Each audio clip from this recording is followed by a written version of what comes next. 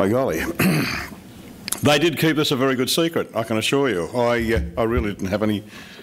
I'm glad I didn't wear my thongs or something like that, a pair of shorts here tonight. I would have really had to play.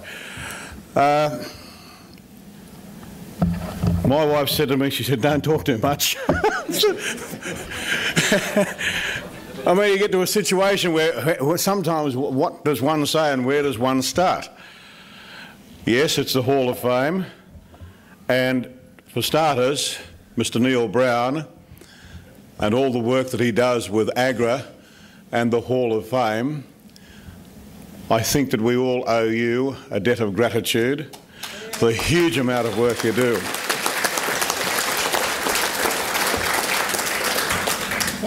The reason I say that is twofold.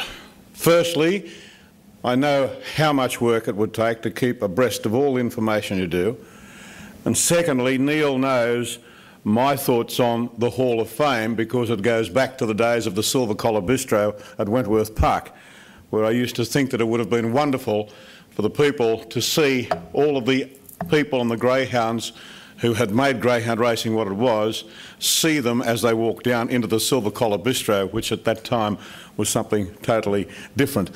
And I thought it was just a wonderful place to have something that you could remember all the wonderful deeds that the people had done.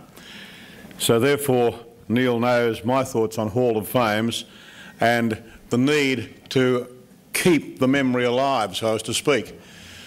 Graham McNeice is with us this evening, and we were speaking earlier on about old film and how important it is to retain that old film, because once you lose the archives, you lose everything. It can't be regained. So the recognition into the Hall of Fame for people like the Maidments, Tony. Tony, you only 86. I thought you were 100. You have been around for so long, honestly. I think it's fabulous to see you here this evening, Tony. And a man for whom I had such a great appreciation, Rod Deacon, because Rod, like so many people in racing, was different. He lived by what he thought, did it the way he wanted to do it, and kept that up through his whole career. And he did greyhound racing a great service. Michael Abbott, who has taken greyhounds to the world, and of course gave us that wonderful greyhound token prince.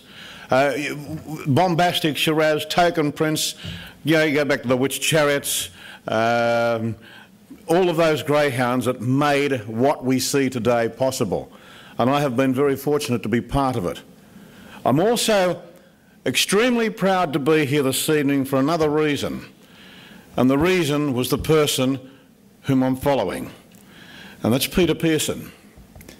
Ironically, I rang Peter the other day and I said, Peter, I just want to say thank you very much. He said, yeah, what have I done?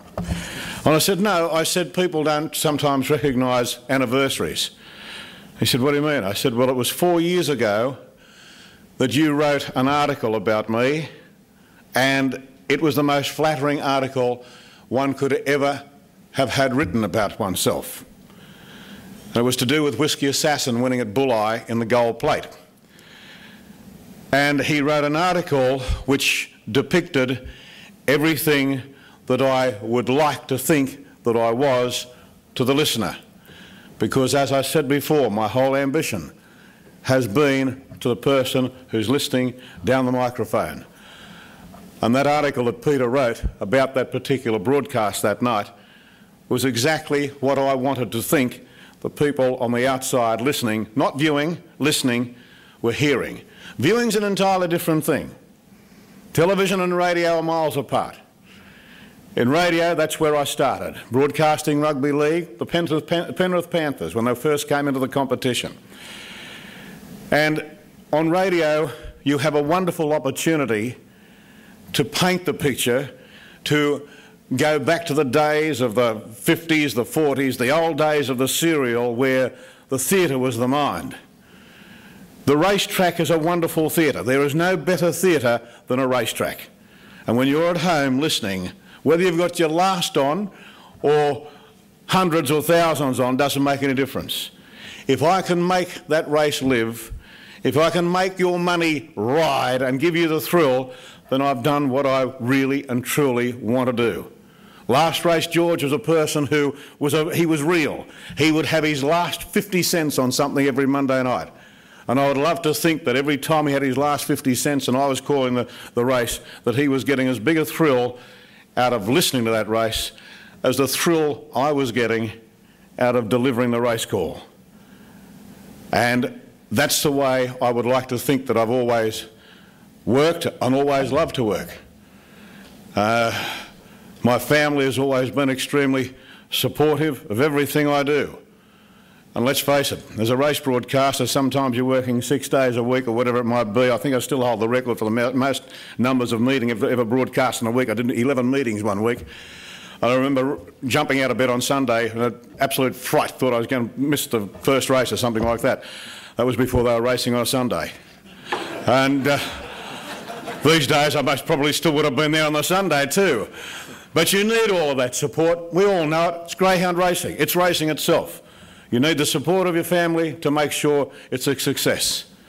So if you're listening to me on the radio or watching it on the television, you are part of my family. You are part of my broadcasting family, listening to me there, and I just hope that I can do what I've done in the past, and that's called all of you a winner. At the end of the night, sometimes I say, whatever I say, I hope you've enjoyed the broadcast as much as I've enjoyed bringing it to you. And I hope that goes on for many years. Thank you very much, gentlemen. Thank you to everybody. My appreciations. I really do appreciate it.